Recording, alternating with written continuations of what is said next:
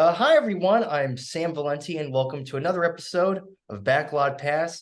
Today's guest is a comedian, writer, and filmmaker. She's just so funny, so talented, and I'm just really honored to have her on the show. The great Wendy Wilkins. Wendy, welcome to the show. Thanks, Sam. I'm excited to see where this goes. Yeah. Like I said earlier, just truly an honor to have you on. And I'm really honored to be able to speak with you today. So I just kind of want to start off with your background. First off, here, I read that you grew up in upstate New York. So what was life like there growing up? And when did you just get interested in pursuing a career in entertainment? Yeah, upstate New York. I'm from the area called Binghamton area, and most people know it from like the university. And also it's where Rod Serling from Twilight Zone grew up. Hmm. So a lot of his episodes are based in real places in Binghamton area. So that's very cool. But yeah, I grew up there, and I'm the daughter of two coaches. So sports was kind of a really big thing when I was growing up, but I also had a lot of like things bouncing around my head. And I remember once I couldn't go to sleep, and I was like probably 8 or 9, and my dad says, he goes, "Well, why don't you just think about a story in your head while you're trying to go to sleep? And then before you know it, you'll be asleep." And that happened. But then that started this like snowball effect that every night before I go to sleep, I create a story, or I continue a story that I've been creating.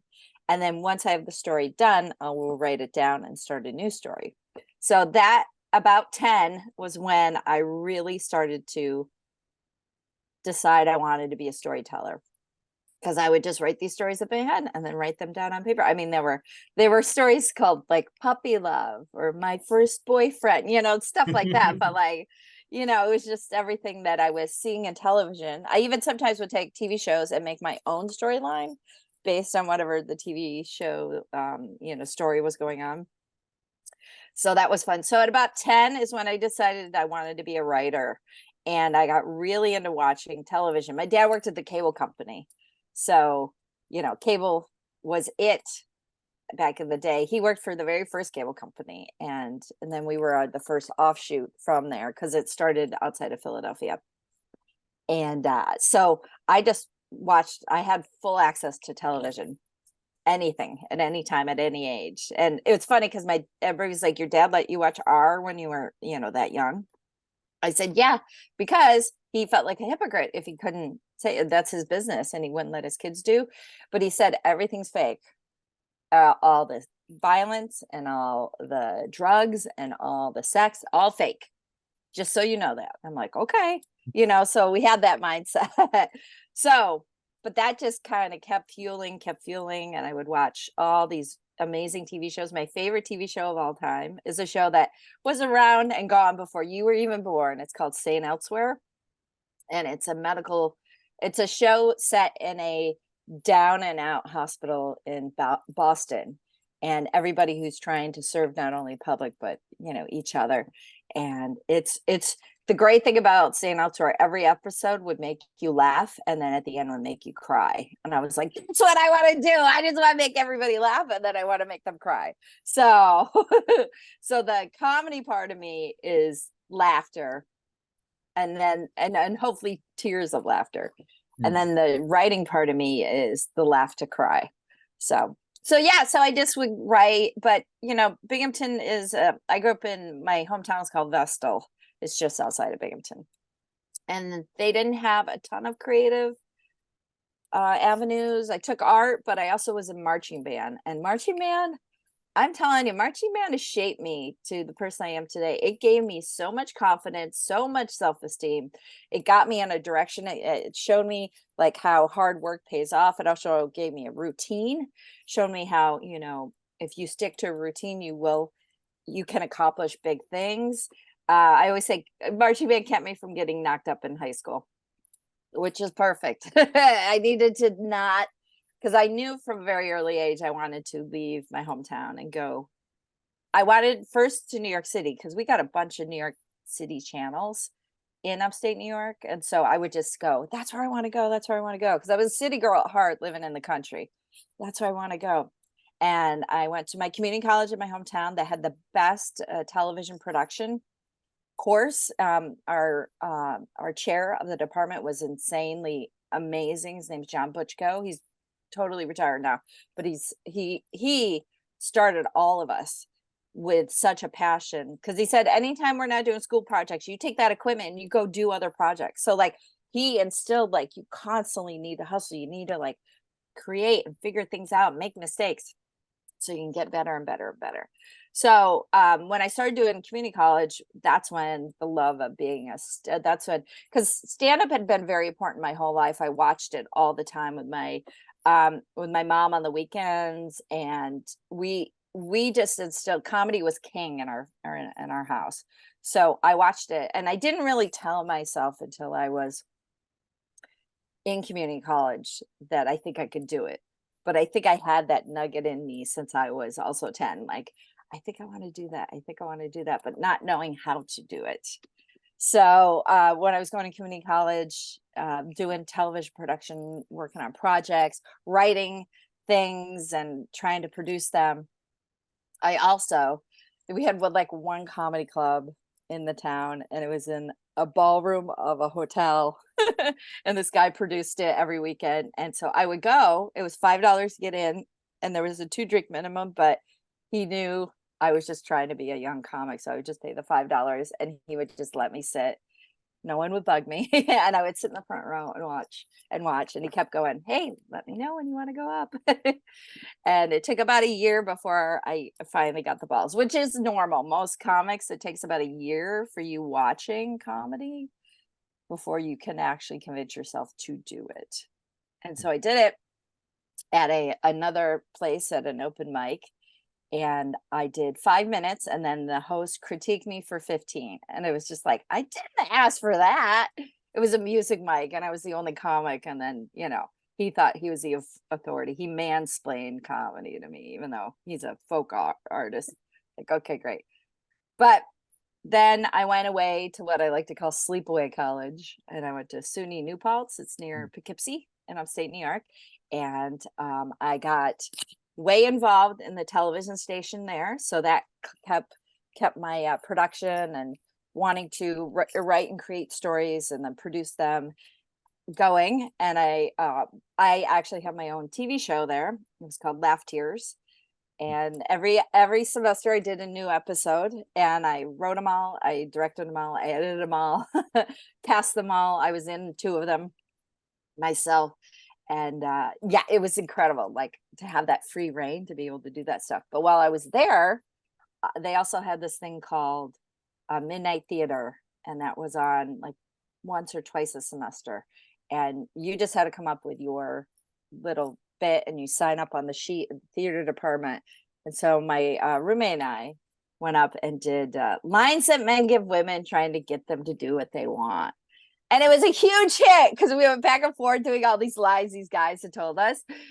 And huge hit, like, to the point where people would come up to me and go, oh my God, you're the girl. Oh my God, you're the girl. You did that thing at Midnight Theater. Oh my God. Like, and a couple semesters, like, it was crazy. So, but I graduated from there and was with a television production degree, communications, but like going, oh, I got to do stand-up too. And then I was all set to move to New York. I was like, I don't know how I'm going to figure it out, but I'm going to figure it out.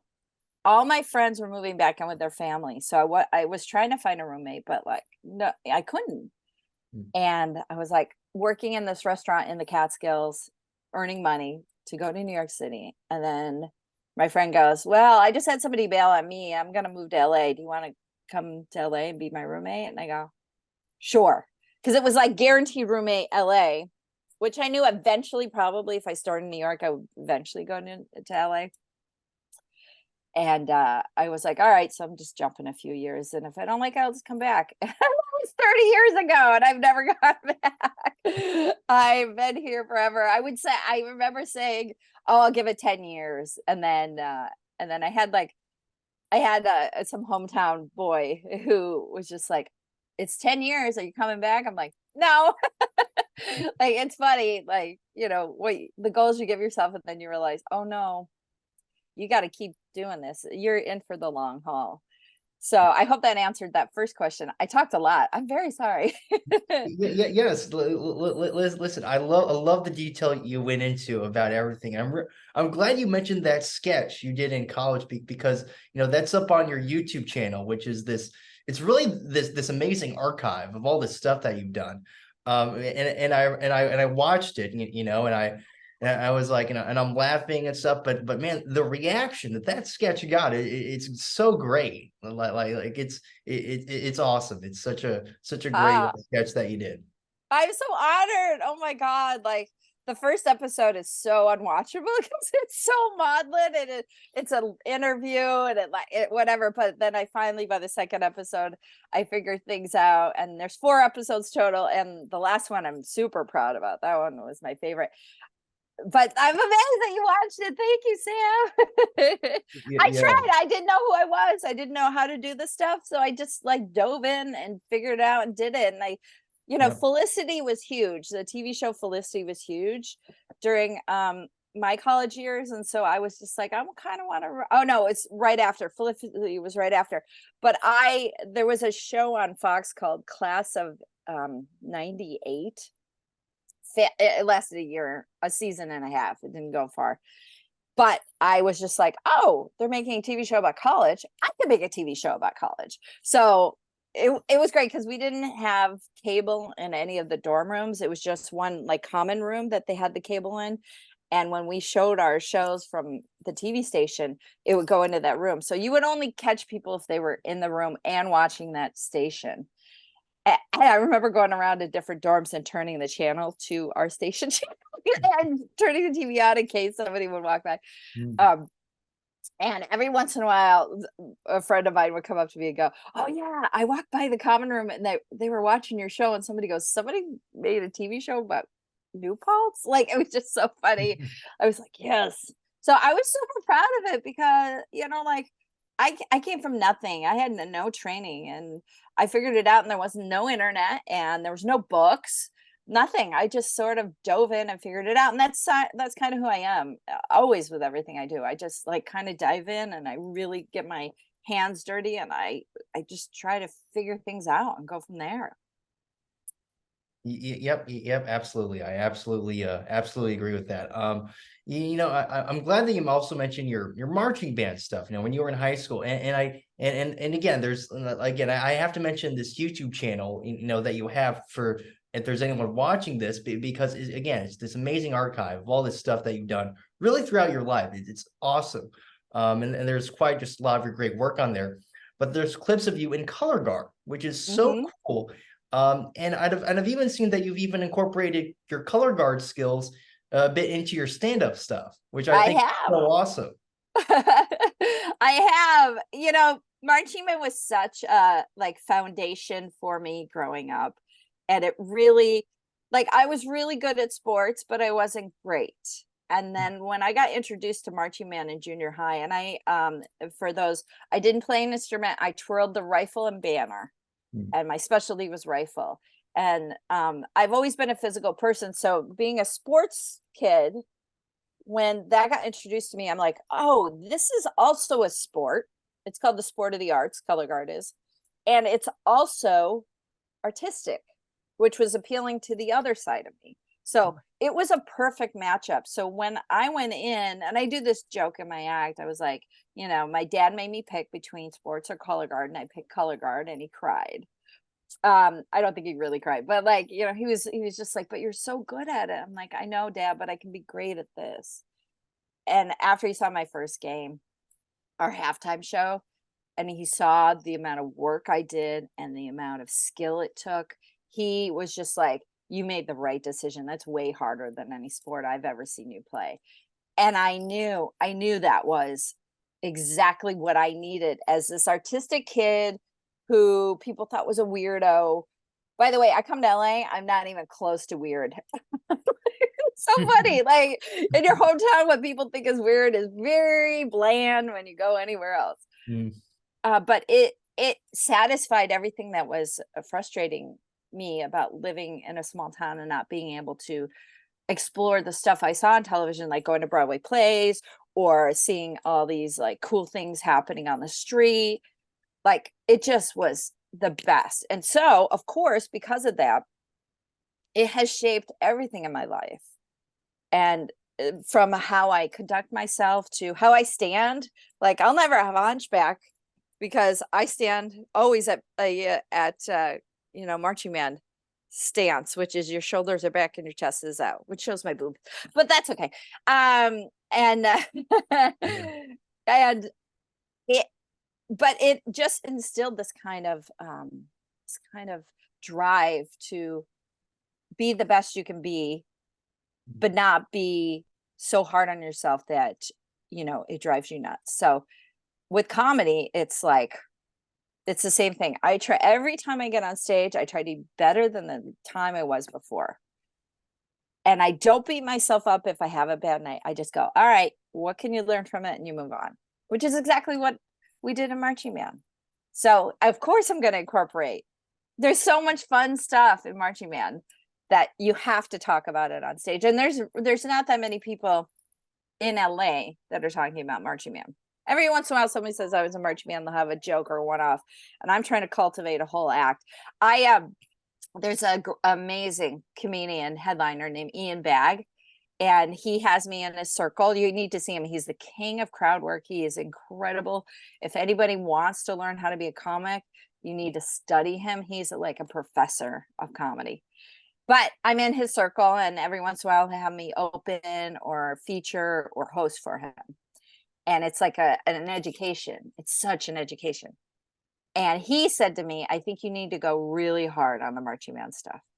And if this guy who is a national headliner is telling me that, I got to listen. And so I've been really digging in to a lot of my marching band stuff. It's coming out. It's going great. It's good. It's like, I'm cultivating more and more stuff, but I'm really proud of myself. And I'm always to the day I die, I'm always going to be a color guard girl.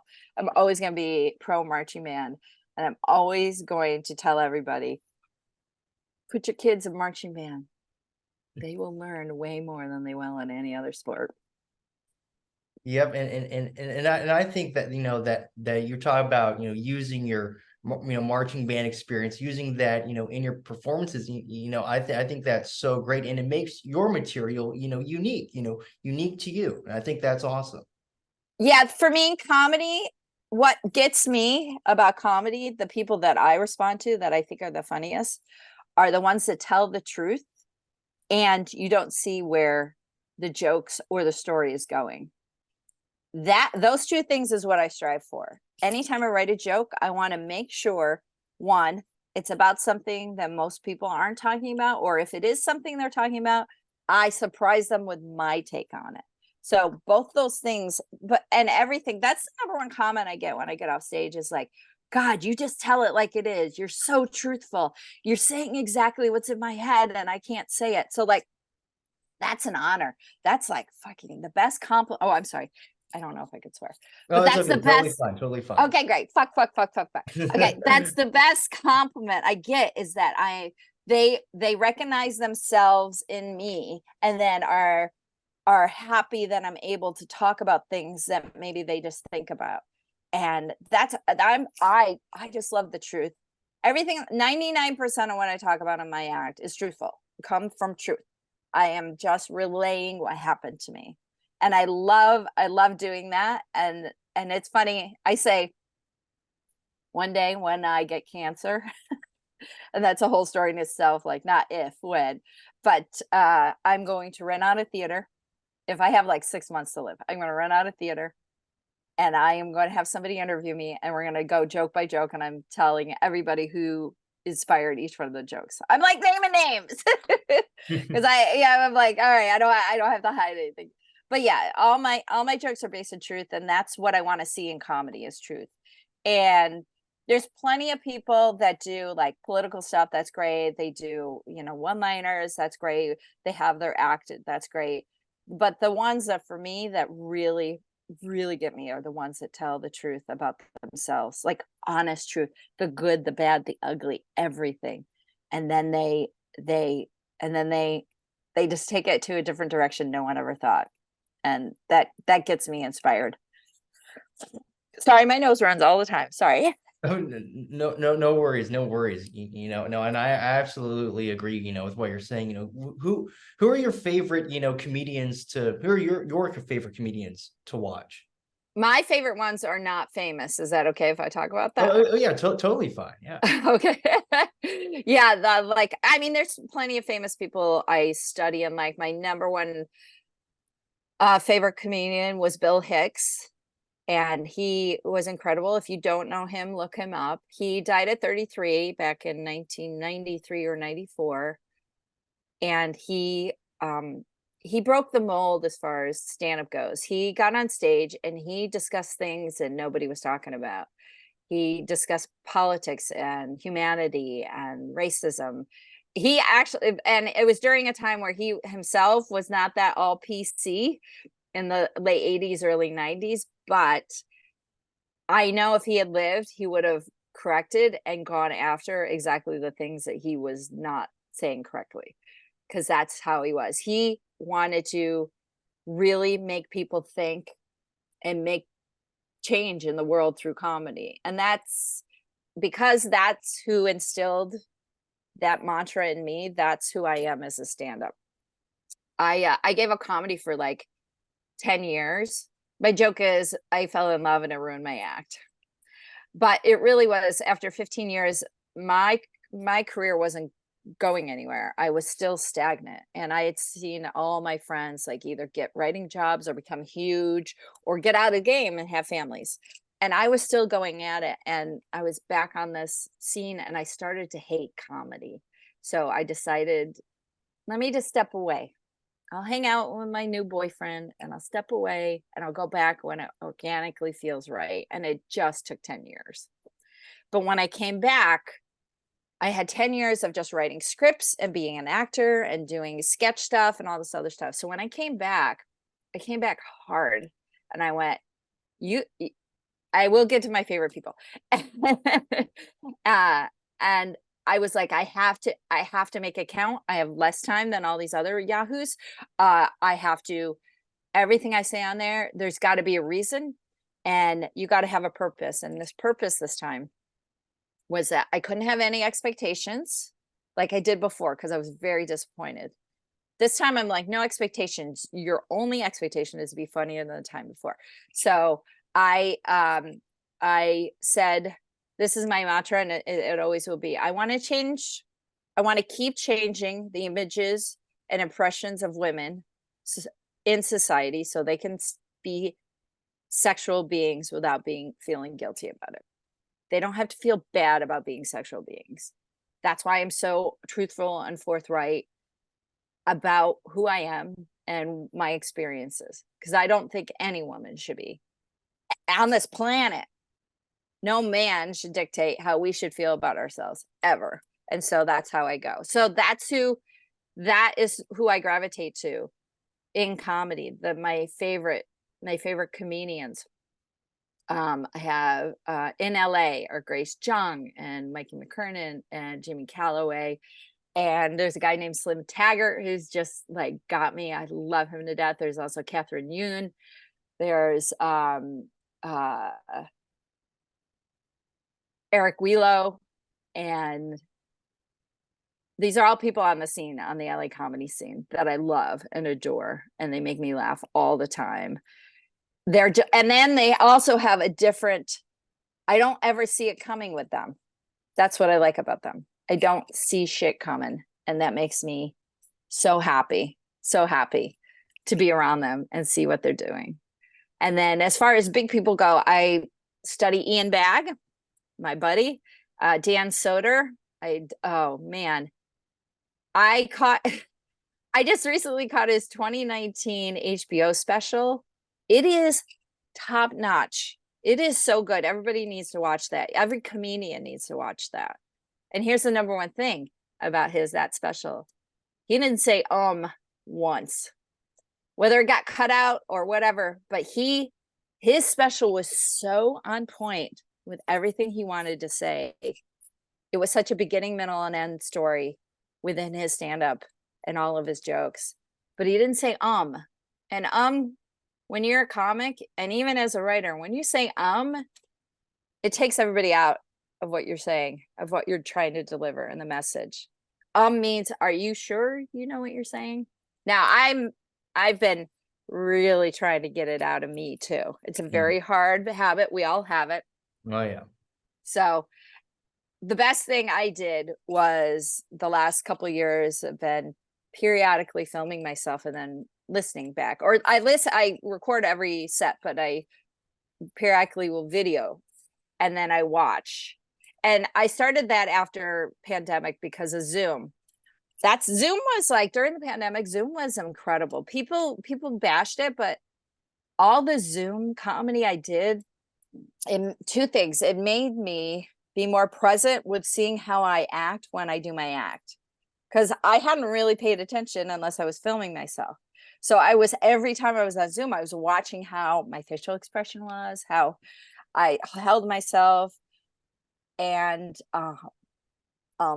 and I figured out, I had these bad habits. I need to break myself. So that was like the best part about it. And the other part was I was able to like do these kind of long form jokes that I might have not been able to memorize deeply. But then I had my notes right here. And that was like really cool to be able to tell a story and have the notes until I got it really sucked in my head and then be able to do it live.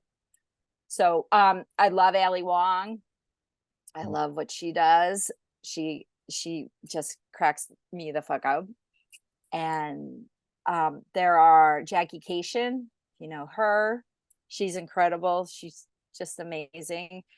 I came up with her. I came up with Maria Bamford. I came up with Retta. I came up with Brody and Chris Hardwick and Zach Galifianakis and Ari Shafir.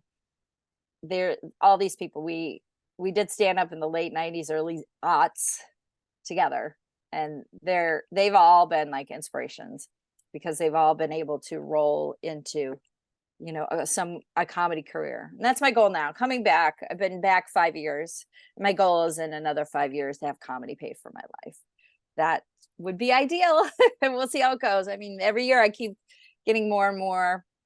And that's good. It's a good sign. And I keep moving forward. So we'll see. Yeah, yep, absolutely. I'm glad you mentioned Chris Hardwick because we'll get to him in a little bit. There's a little short film you made with him, and I'll bring that up in a couple questions here.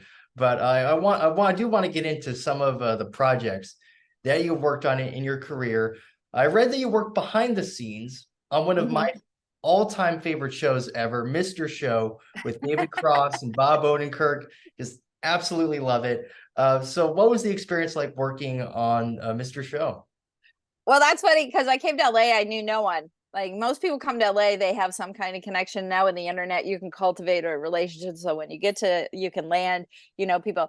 I didn't have any of that. There was no internet. So it was like we were just like lean the blind, me and my college friend. But we both got jobs. I got a job on the ET ride at Universal Studios. It's no longer there. And then I worked at the Virgin Mega Store, which was a record store, a video store, no longer there. You live in LA long enough, everything gets destroyed. Like every single place gets destroyed and something else gets built.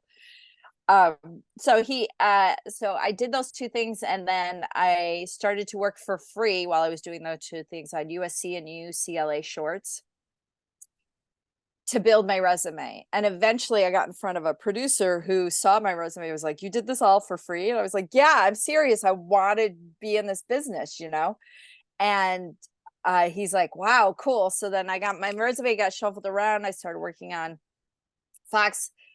When Fox was a baby network, they had their first single camera comedy. It was called Bakersfield PD. So I started working on that. And then I got fired from my very first production job. And I was like, whoa, oh God, I'm shitty at this. I don't know what to do. And so I kind of waffled, or I was doing stand-up as well. Same. I was doing stand-up and production. Stand-up and production. Spent my whole life. And I was doing a lot of stand-up because I didn't have a job. And I ended up going on a group date, and I sat next to this producer, and he says, "What do you do?" And I said, "Well, I did this job, but I got fired. And he's like, oh, I've been fired a million times. Don't worry about it. I was like, oh, someone who's successful has been fired a million times. Okay, so I need to drop that shame. And he goes, just keep in contact with me and something will pop up. So I kept in contact with him. And it took about another 6 months. But eventually he said, oh, I'm going to send you over to this pilot we're doing. Go do that. And interview with the people for a PA job. I said, okay. So I go over, I interview with them. And they're a little suspicious because I'm a network plant. They think I'm there to spy and report back to the exec. But in our interview, I tell them, hey, I was on the show and I got fired by the exec producer. And they go, oh, and they say the guy's name. I said, yeah, he fired me. And they go, well, you must have been doing something right for him to fire you. So we're going to hire you because he fired you. So like, here's the thing, like one door closes, another door opens, and the door that closed may be the one that they want. Yeah. So like it worked out. It's like, you just have to be honest. And that's how I get out of jury duty every time is I'm just honest. And they're like, yeah, she's too honest. We don't want her. I go in there wanting to be on a jury and be super honest. And then they never want me. So that's a little tip for you, your viewers. So that is those two people who hired me are Troy Miller and Tom Sharon, and they were the exec producer, showrunner, and line producer of Mr. Show. Well, eventually Mr. Show. The thing I was on was another different kind of news, like fakey news show pilot that didn't go. But the very next thing that we did was Mr. Show. So I was there only supposed to be there for like 6 weeks to do this show. And at the end of the 6 weeks, it was between me and another PA. And they kept me because I knew how to hook up a TV to a VCR to a TV. And that's because I went to community college and they made us do that. They made us figure out how to do all that. And the other guy couldn't. So they kept me. They kept me. So thank you, community college, and VCRs. So they kept me, and I started working on this at this company, and I quickly rose through the ranks, and I ended up working there for 4 years, the whole run of Mr. Show. We did a bunch of other stuff in between when we weren't doing Mr. Show, but Mr. Show was an experience because no one else was really doing that. Ben Stiller had like a sketch show right before it they only went one season at Fox. And there wasn't anything really.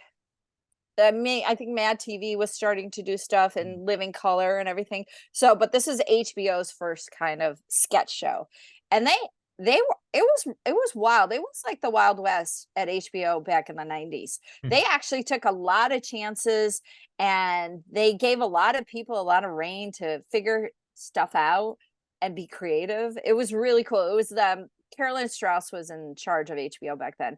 It was a different feel than it is now, but it was really innovative and cool. I mean, HBO pumps up a lot of good stuff still, but back then there was something like very dangerous about it, and it was awesome. So yeah, so I just started working on I worked on at the company, it's called Dakota Films, and then we produced Mr. Show. So I had jobs doing at Dakota Films and also jobs on Mr. Show. So I ended up doing like 8 different jobs, like all the time, because it's non-union and you just do what you can, and a talent coordinator, audience coordinator, office coordinator, production coordinator, like just anything needed to get done, assistant exec producer, office manager, whatever needed to get done. So, and then after 4 years, I was able to jump from there to go to network. And I wanted to, even though I worked on comedy and was a stand-up, I just wrote a lot of drama because that's who I was. I put jokes in my dramas, but like that's what I wrote. The hour-long dramas was my thing. And by the time I went from there to Malcolm in the Middle, and I was the exec producer's assistant on that show. And while I was working on that show, I was writing, and I got into the Warner Brothers writing workshop. Oh, not on that show, but I made the finals of the Disney Fellowship during that show. I didn't get the spot, but that was my first kind of formal script, was a 6 Feet Under. script that I wrote, if you know that show. Hmm. And that made to the finals. And I go, oh, I think I can do this. I think this is something I can do. I could really be good at it. If I make the finals of first formal hour-long script.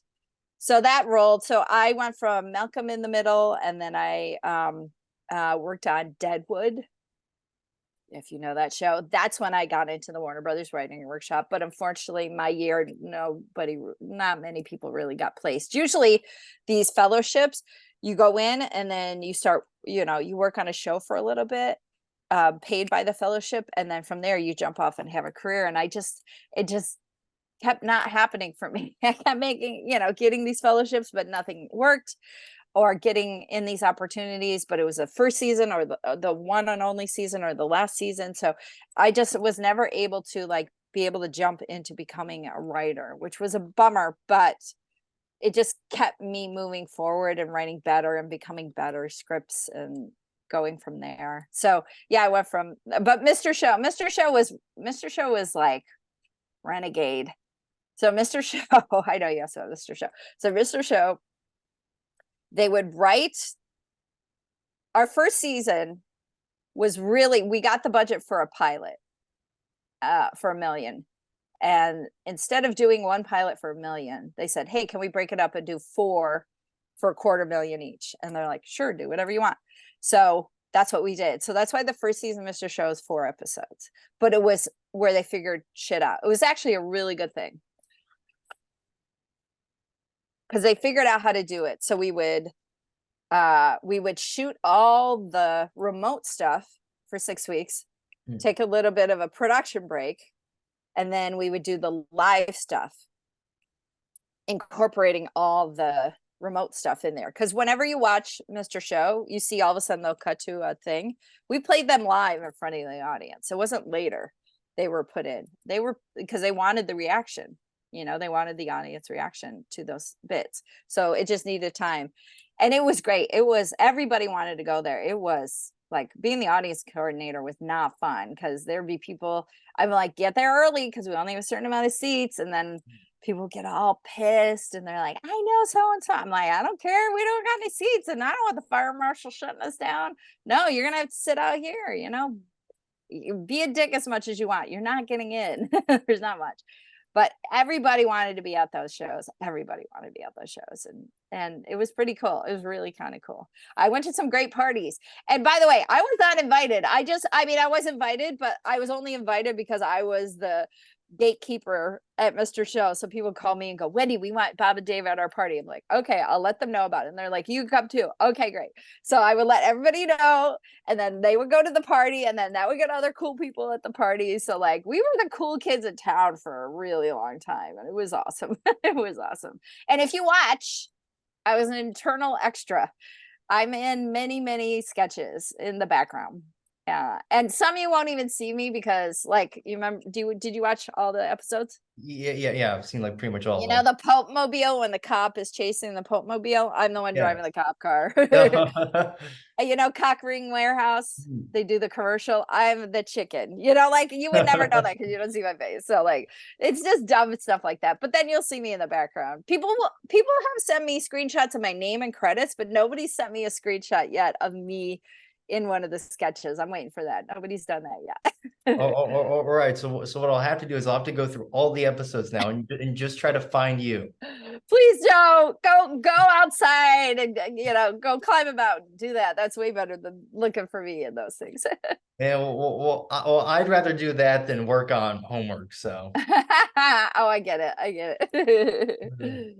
But yeah, I mean that show is just so amazing, and I think I think obviously that you can turn it on today and still just have a great time with it, and it's crazy how obviously Bob and David have gone on to great success, but just so many people out of that show as well. I know that Sarah Silverman was on it, Jack Black was on it, Tom Kenny became SpongeBob.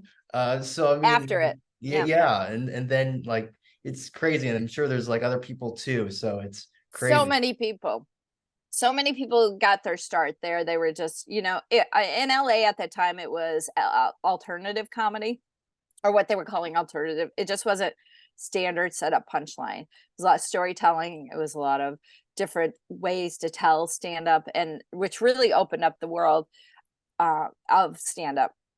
And so all those people that were on Mr. Show were just like the stars of that scene. And so everybody who did, there's a whole bunch of different shows around town. Everybody who did those shows were the ones that Bob and Dave they would go to all the shows anyway. So they would go, oh, that person, just feed them in. Yeah. So it was interesting. I know there's a lot of star-studdedness in there. Yep, absolutely. Now, I want to move on to, of course, we just talked about one of my favorite shows of all time. And well, now let's move on to one of my favorite movies of all time. This is, I think I mentioned this to you a lot already, obviously. But in 2000, you appeared in the World Championship Wrestling Classic, good old WCW, Ready to Rumble with David Arquette. What was that whole experience like? Because that's a movie that I can turn on any day of the week and laugh my ass off. So what was it like working on that film? Well, I only had 2 days on it, but so Troy Miller, who was the showrunner of Mr. Show, had gotten his first feature film. It was called Jack Frost, which is not the horror one. It's the one with Michael Keaton, who turns into a snowman. And I was working on that with him, and our casting director is a woman named Marcy Learoff, who casts like all my favorite films from the 80s, like Some Kind of Wonderful and All the Right Moves and Pretty in Pink. So she's an icon, a casting icon, and she was working on our show. So her and I got really like friendly, and I said to her towards the end of my reign on there, because I had to go back to work on Mr. Show, I said, hey, if you're ever looking for like a lady golfer or policewoman, because I know who I am, right? Like hit me up. I'd love to, come in and audition for you. And she's like, okay. So then I'm on I finish up Mr. Show, and then I start working on Malcolm in the Middle. It was like a year or so later. And all of a sudden she's like, hey, I got a role for you. I want you to audition for. The character's name is Wendy. I was like, okay, good stretch. But she's like, I think you're perfect for it. So my very first Hollywood audition for a major studio film. It's like their 10th piece for the year, comedy. And I go in and I do the audition. And I think I do really well, but I don't hear from Marcy. And I was like, oh, I guess I sucked it. And then finally, like a week or two later, she calls me back. She's like, I'm so sorry I didn't call you back. You did great. The director loved you. He did not believe that was the first time you auditioned. She's like, you really have something there. So if you want to pursue that, you should. You're not going to get in the part. He's going to give it to one of his person he worked with, who worked on she was on a Nickelodeon show. I was like, oh yeah, she trumps. She's got credits. I don't. She goes, but you're really good, and I'm really proud of you. I was like, okay. And so then a month later, I get another call, and she's like, hey, they want to bring you in because they wrote this other character as David Arquette's sister, and they want to bring you in. And I go, oh, okay. So when do you want me to audition? Do you want to send the side? She goes, no, they're giving you the part. I go, what? She goes, yeah, that's how much you impressed them. They're just casting you in it. I was like, fuck yeah. Oh my God, that's huge. So I went and did one day. I had one costume fitting, and then I did one day, and we were downtown LA in some warehouse thing where they put up a oh no, that was the second day. So they had us out in the middle of nowhere in Santa Clarita at a cabin in the woods, and we go there and I do my scene, and the director, Brian Robbins, he doesn't say anything to me, nothing. No one says I'm so nervous. I don't know what I'm doing. And we do it like 15 times. I had one line, they cut it. Let me tell you, I knew the editor's girlfriend, and she was pals with me, and she told me, yeah, they did it for time. She goes, but every time it came up, everybody laughed, and you were on the last timing cut. Like they tried to keep you in as long as they could to keep your line in. And I was like, oh, that's sweet. So it was a scene in the cabin where he walks in and we all pull our guns on him, and his sister shot her first perp today. And David Arquette goes, nice, Gabby. And I go, and I'm supposed to say, I didn't kill him. I just took him down. That was so that's what got cut. But that was super fun. I mean, I was nervous. It was a half a day. It was whatever. I went back and worked on Malcolm in the Middle afterwards. And then a month after that, they were like, hey, they need you back again. And I had cut my hair. It's really because I didn't know I needed it. So they said, don't worry about it. We'll put a hat on you. So it was the big scene at the end where the big wrestling scene is happening. And then they cut to us at the station and we're all cheering him on. So that was it. I didn't have any other lines, but we were just cheering him on. So that was in some sketchy warehouse down in downtown LA, but that was fun too. So yeah, so for 2 days I felt like a little bit of a star. And I'm mainly a stand-up and a writer, so I haven't really truly pursued acting. When I wasn't doing stand-up and I took that break, I was doing a lot of non-union stuff, and it was great. Like non-union stuff, I was getting like 80% of what I was auditioning for, which is unheard of. It's just lower paid, you get no residuals. And then I got a feature background. Do you know the TV show Enlightened? It was on HBO with Mike I think White. I've heard of it, yeah. Yeah, I was on the second season. I was one of they have these kind of like ne'er-do-wells that work at all the rejects got put into the basement. I was one of the rejects. So I went SAG then, and that was a great paycheck for a while. But ever since then, I haven't, I'm one of the millions of non-working actors, SAG actors. So but yeah, so it was fun. I mean, I didn't really have a lot of interaction with anybody else on the show, but it was cool. It's cool. Every once in a while, somebody, especially a boy who's like interested in me, and I tell him that, is I get real big. He's like, "You were in that movie," if they were fans. I'm like, yeah. So that's kind of a cool thing. Yeah. As a big fan of wrestling, especially growing up, I was like just obsessed with all things WWE, and then obviously I ended up loving all the old stuff, like when WCW was around. So I was super into that film, and it's so cool that you got to be a part of it and stuff. And I just loved how you're so into the cop stuff and that whole family is, and then David is just not having it. He's just I know. not at all. Not at all. Not at all. Yeah. Now I want to talk about. Now I mentioned this earlier. I mentioned Chris Hardwick, so I have to mention this amazing short film that you and Chris Hardwick were in. It's so great.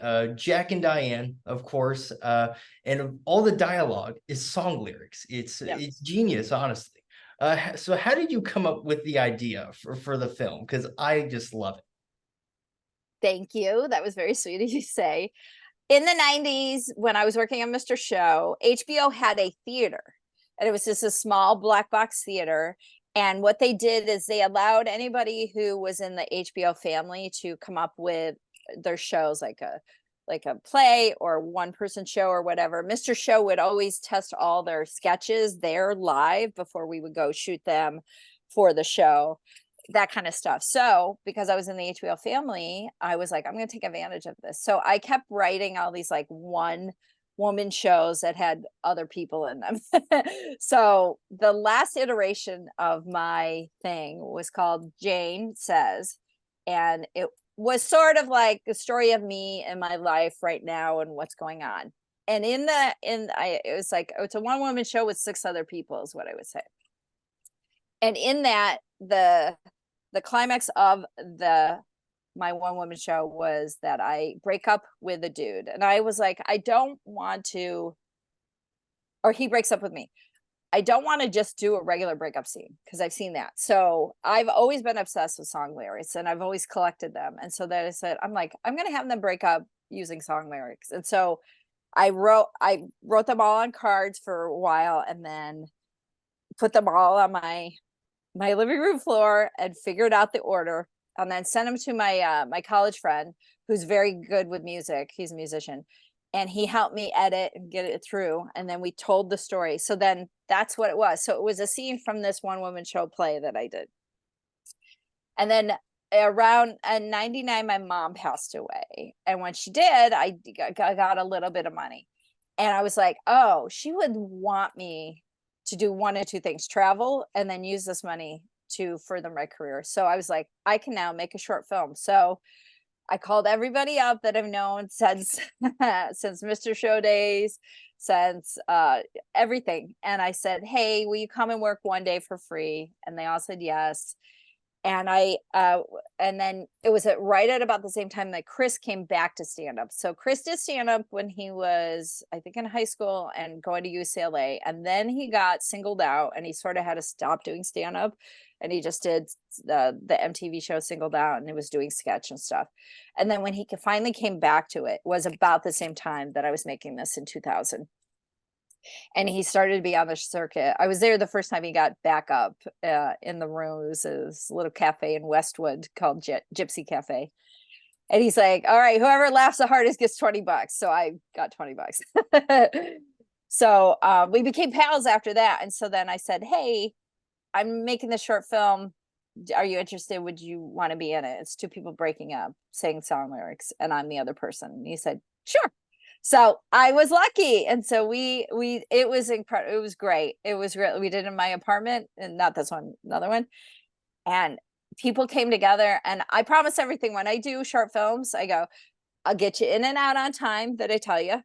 I will give you great food and great coffee. And so that's, Yeah. and you know, when you do one day and that kind of thing, people will show up. And it was great. People, yeah.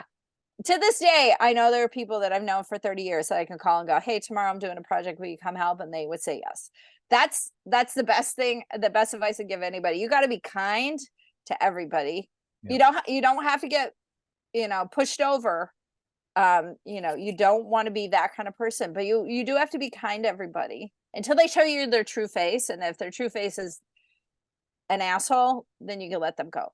But you need to start with kindness and be able to open yourself up to different people and different points of view, and be kind to them regardless. Even if you don't understand it, you got to respect them and you got to be kind to them. That'll get you so much farther in Los Angeles than anything else. Any connections, any kind of money, any kind of credits. Kindness will get you anywhere in life, but definitely in Hollywood.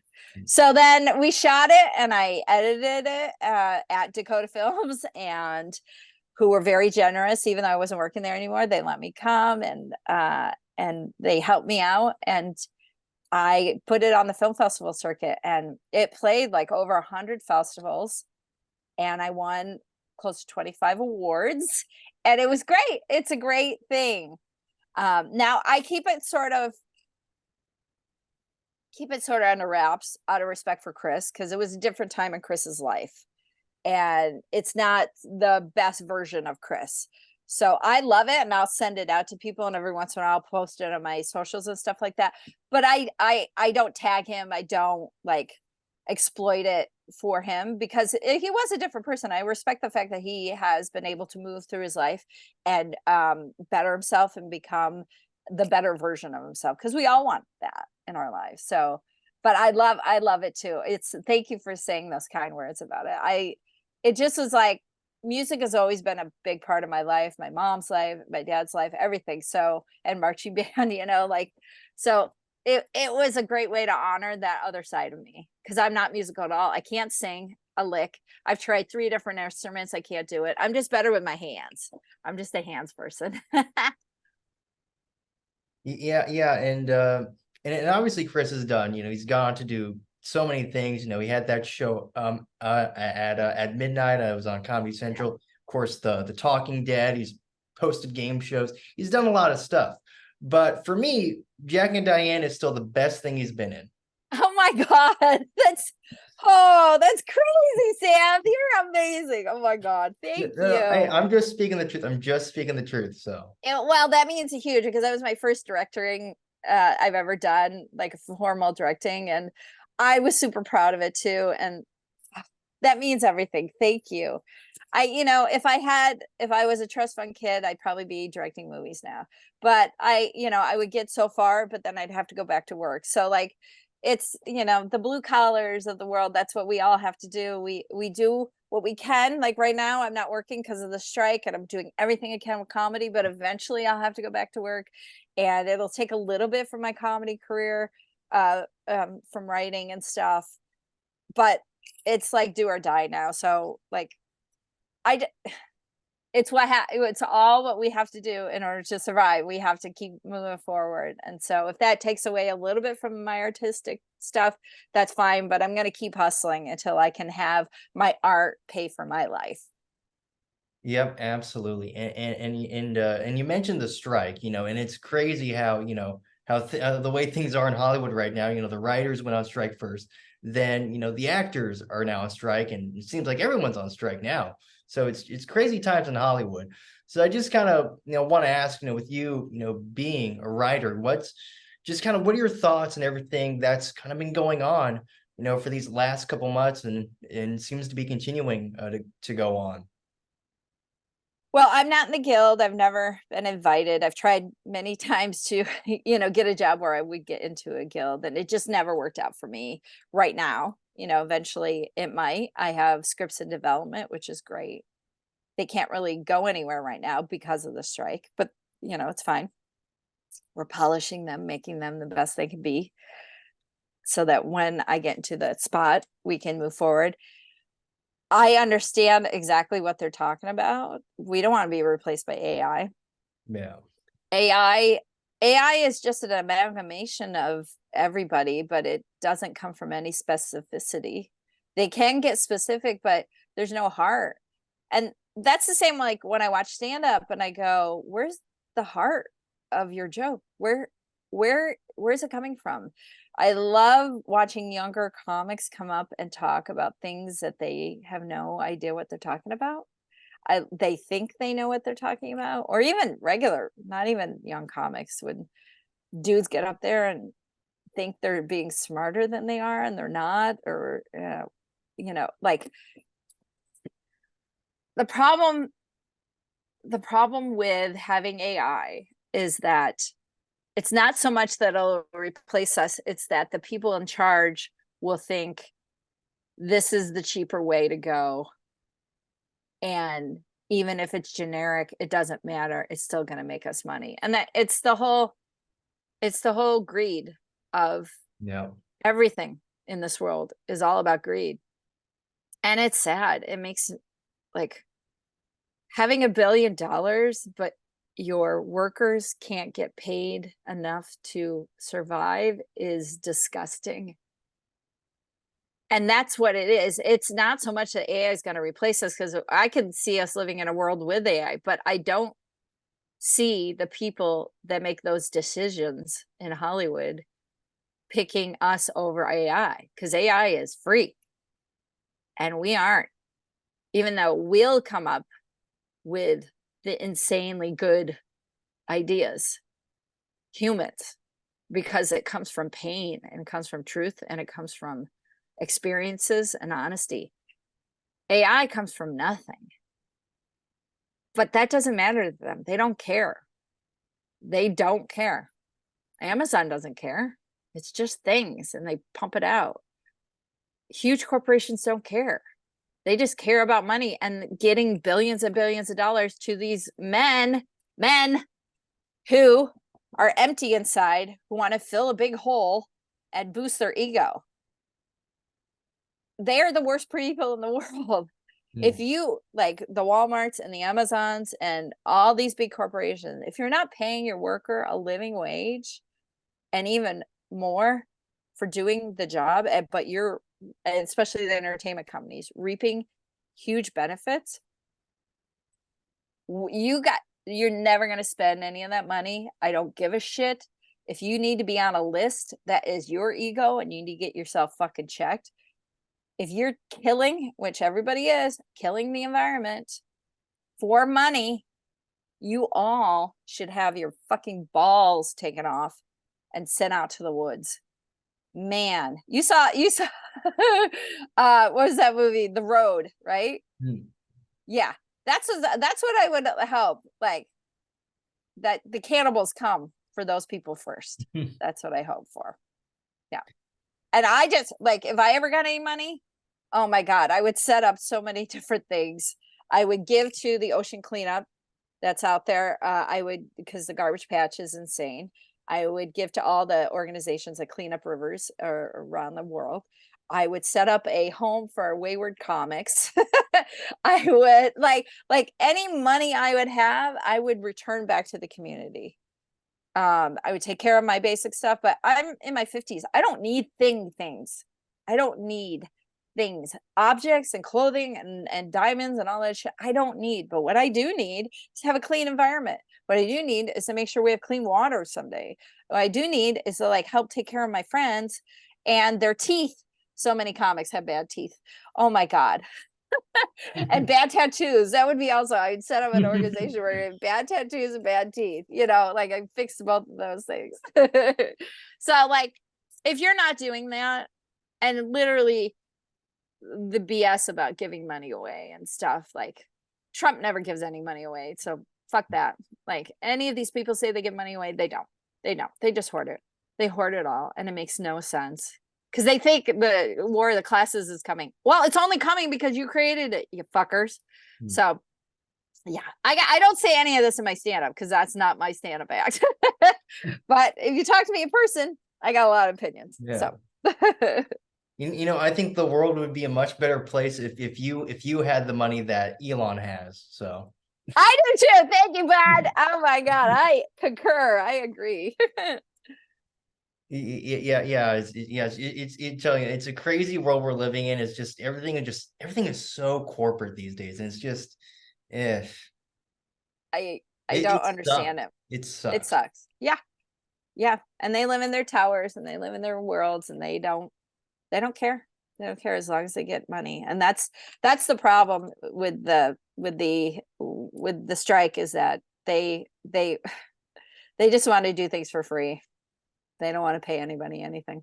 All right, well then we'll just go back to hanging out in the forest and not watching television. So it's fine. Yeah.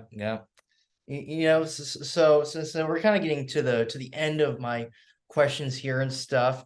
So obviously, you know, I'm always seeing that you're always performing, or it seems like you're going. Seems like you're going everywhere. Like you're always performing. Seems like every day I keep on seeing a thing on your Instagram, like oh, I'm performing today. I'm performing here. It's like, so I go to college at Arizona State, you know, so I'm here in Phoenix. So my big question is, when are you coming to Phoenix so I can see you? Well, it's it's funny because I've been to Phoenix a few times. I like it a lot. I don't have an agent and manager, so I have to put everything together myself. So I just have to like pick a weekend or a week, whatever, and go, hey, I'll come to this. As far as colleges go, there's a pretty big college organization of comics, and I'm not in it. It's fine that I'm not in it. It's because you have to pay money to get into it, and then they get you gigs, and you have to be totally clean, and I'm not totally clean. I don't even agree with that philosophy. Regardless, I do clubs in Phoenix. So the next time I'll try to get to Phoenix before the end of the year. It's on my list. So it's on my list to go back to Phoenix and go back to Vegas. But I will get to Phoenix, Sam, and we'll do it up. We'll do it up. Yeah, absolutely. I'll be the first person to buy a ticket. I'll be the very first one. Yay! I got fans in Phoenix now. Woo! Yeah, absolutely. Yeah. You need to come here. They're like right down the street from where I'm at. There's a comedy club. There's a comedy club right by ASU's big campus in Tempe. So there's a variety of options. So all right, well then, all right, I'm gonna start planning it now. Yep, absolutely. Put it on the calendar. So sounds good to me. But seriously, Wendy, thank you so much for letting me talk with you today. Just truly an honor to have you on the show and just have the opportunity to talk to you about all the amazing things that you've done in your career. Just truly amazing. Sam, thank you so much for finding me and having me. I mean, that it was like out of the blue, and I love it. And yeah, it's an honor to be able to like talk about these things I normally can't talk about. So thank you so much for like being a fan and being interested in what I do. You put this stuff out and you never think anybody's going to see it, but then all of a sudden someone comes along and they're like, hey. So thank you. I appreciate you so much.